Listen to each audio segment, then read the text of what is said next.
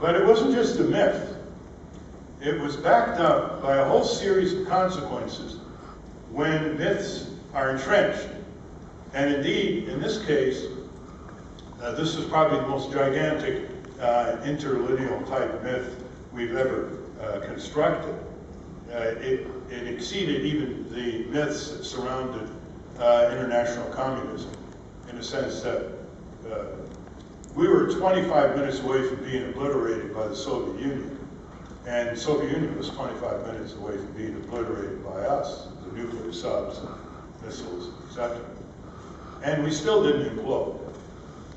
We spent a lot of money in budgets, but we still didn't implode, because it was a mutual deterrence. When you have asymmetry of power, you can build a lot of myths.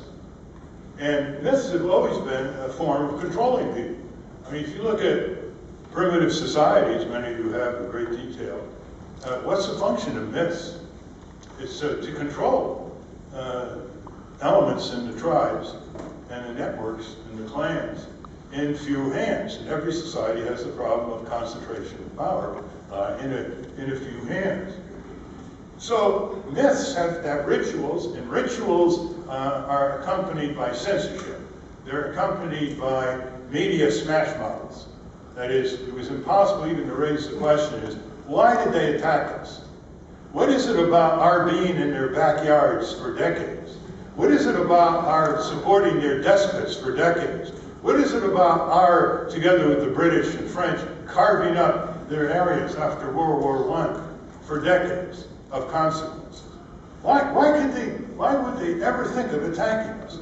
You could never raise that issue on national TV. You were immediately denounced as trying to open up a possible explanation of their motives, even though the SEALs, who would never be accused of lack of militancy, are trained to study the writings and the explanations of their adversary by way of understanding their behavior.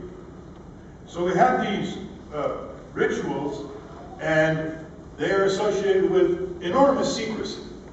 We are now living in a country where the President of the United States can declare that he has the authority, without relying on Congress or the judiciary, to kill any American citizen that he, in his own judgment, supplemented by his advisors, in his own judgment as prosecutor, judge, jury, and executioner, can make that decision. And that is as far an exposition of executive so-called authority under our Constitution as we have experienced today. And it was, shall we say, less than competently explained by the Attorney General a few days ago at Northwestern University Law School. The taboos, of course, are part of the secrecy, and the definition of victory itself becomes a possession of state secrecy until the soldiers come home. And so what's the definition of the war in Iraq? It wasn't really a victory, as our executive officials declared. The society was subjected to a sociocide. It was blown apart. Over 1 million people died. Many displaced, almost a fifth of the population displaced. Horrendous collapse of what was then a structure that was servicing people, however dictatorially, in terms of food and water and street security and tension, but not revenge between sectarian forces, etc. So even the very definition of victory is one that proceeds from this concentration of power. And of course, language is part of it. There are all kinds of euphemisms. Pacification, remember that in Vietnam? Defoliation, remember that? Pacification is when you wipe out a village. Defoliation is chemical warfare. And they even went to the extent when the That famous hammer was disclosed to have cost you, the taxpayer, $450. And I couldn't believe anybody in Washington would pay $450 for a $9 claw hammer. And I went to look at the invoices, and it was described by the subcontractor as a unidirectional impact generator. Now, dropping some of the transitional metaphors here, or analogies, what we have is a system of control that has no discernible boundaries. There's no such thing as law without boundaries. There's no such thing as constitutions without boundaries.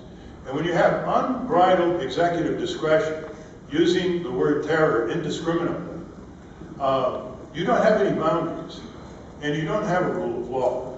Law, as one of its functions, is to constrain power, raw power, brute power, economic power. And it's to constrain it, weaken it, displace it, channel it in a more productive direction. And so power is always in a contest with law. And when power aggregates and advances, law recedes until there is a myth of the rule of law. And can we really say there is a myth of the rule of law in this country? And the answer is overwhelmingly yes, apart from inadequate access to justice by poor people, etc. We have thousands of people who are rounded up after 9/11, thrown in jail without charges, no habeas corpus, no lawyers, they're mistreated. We have millions of Americans subjected to illegal surveillance. That's a 5-year jail term. That's a felony under the FISA Act. We have wars that are never declared. That's a gross violation of the Founding Fathers' view that that was their most important restraint on another King George, plunging the country into war. We have indefinite detention. We have secret courts. We have extraordinary rendition. We have absorption of war crimes that are unprosecuted. Indeed, they're covered by immunity by recent presidents for government officials engaged in war crime like torture. Immunity. We have a panoply of new developments, such as the Congress giving the president recently the authority to arrest anybody and detain them indefinitely in military brigs. And though he has waived that, they're still able to be detained in civilian courts indefinitely. I mean, this is simply an atrocity to any concept of due process, which is the total essence of anything Western civilization can claim title to. There's no important idea that has ever come out of Western civilization more important than an intricate pattern of due process, which involves not just probable cause, not just open charges, not just habeas corpus, not just your day in court, not just your right of trial by jury, but the establishment of independent tribunals outside the hierarchy of authority in the executive branch that can overrule in the judiciary the executive branch. So we have secret evidence, and to this day we are not able to get the administration's legal analysis justifying many of its extraordinary transgressions. It all comes down to, I think, a couple of really important points. And one is, there is no society that can declare that it adheres to laws or constitutions or international conventions. It is not willing to have its asserted legal behavior be reciprocated.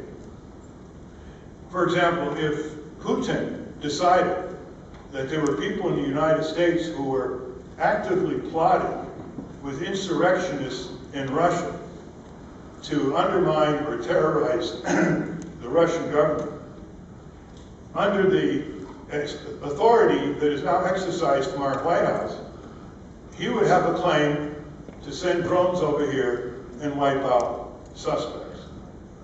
He would have a claim to, in effect, apply military power here.